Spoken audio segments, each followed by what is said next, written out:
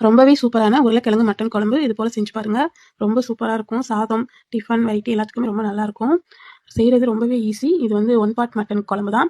வாங்க எப்படி செய்கிறதுன்னு பார்க்கலாம். இது செய்கிறதுக்கு நான் ஒரு 1/2 கிலோ மட்டனை க்ளீன் பண்ணி கழுவி எடுத்து வச்சுருக்கேன். இப்போ ஒரு கடாயில் ஒரு 20லேருந்து 25 சின்ன வெங்காயம், 1 டேபிள் ஸ்பூன் எண்ணெய் ஊற்றிட்டு வெங்காயம் நல்லா கலர் மாதிரி வதங்கி வரணும்.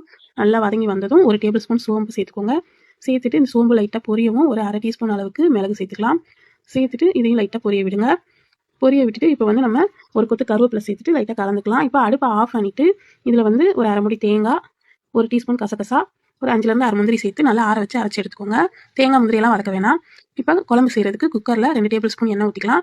2 துண்டு பட்டை, 2 கிராம்பு சேர்த்துக்கோங்க. ஒரு கொத்து கருவேப்பிலை, ஒரு 2 பெரிய வெங்காயம் பொடியாக கட் பண்ணி வச்சுருக்கேன். அதையும் சேர்த்துட்டு நல்லா வதங்கி வரணும். இது கொஞ்சம் லைட் ப்ரௌனாக வரணும். அந்த அளவுக்கு நல்லா வதக்கி விடுங்க.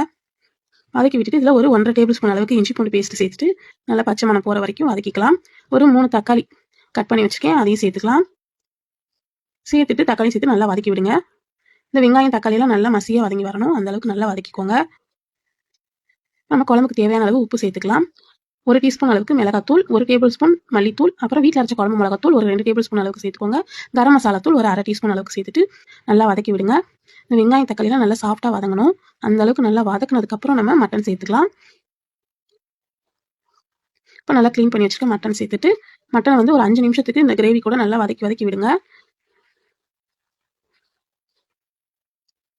இப்போ நான் வந்து ஒரு 3 மீடியம் சைஸ் அளவுக்கு உருளைக்கிழங்கு வந்து ஒரு உருளைக்கிழங்கு 4 பீஸாக கட் பண்ணி வச்சுருக்கேன். அதை இப்போ சேர்த்துக்கலாம். கொஞ்சம் பெரிய பெரிய பீஸாக போட்டால் தான் நல்லாயிருக்கும். சின்ன பீஸாக போட்டிங்கன்னா உருளைக்கிழங்கு மட்டன் கூட வேகும் போது ரொம்ப குழஞ்சி தண்ணி கஞ்சியாக போயிடும். அதனால கொஞ்சம் பெரிய பீஸாக இந்த மாதிரி கட் பண்ணி போடுங்க. சாப்பிட்றதுக்கும் நல்லாயிருக்கும். இப்போ நல்லா இதையும் ஒரு 2 நிமிஷத்துக்கு நல்லா வதக்கி விட்டுட்டு நம்ம முன்னாடி வதக்கி அரைச்ச அந்த தேங்காய் பேஸ்ட் சேர்த்துட்டு குழம்புக்கு ஒரு 3 கப் அளவுக்கு நல்லா தண்ணி ஊற்றிட்டு கலந்து விடுங்க. இந்த டைமில் உப்பு காரம்லாம் நல்லா செக் பண்ணிக்கோங்க. எதுவும் கூட குறைய இருந்தால் எக்ஸ்ட்ரா சேர்த்துக்கோங்க.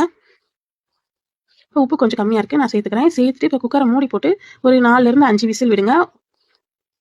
இப்போ ப்ரெஷர் நல்லா போனதும் நம்ம குழம்பு நல்லா சூப்பராக எண்ணெய் பிரிஞ்சு ரெடியாக இருக்கும். ஃபைனலாக கொஞ்சமாக கொத்தமல்லி தலை தூவி அப்படியே சுட சுட சாதம், சப்பாத்தி, பூரி, பரோட்டா, ஆப்பம், இடியாப்பம் எல்லாத்துக்கூடயுமே சர்வ் பண்ணால் ரொம்ப சூப்பராக இருக்கும். பிடிச்சிருந்தா லைக் பண்ணி ஷேர் பண்ணுங்கள். தேங்க்யூ.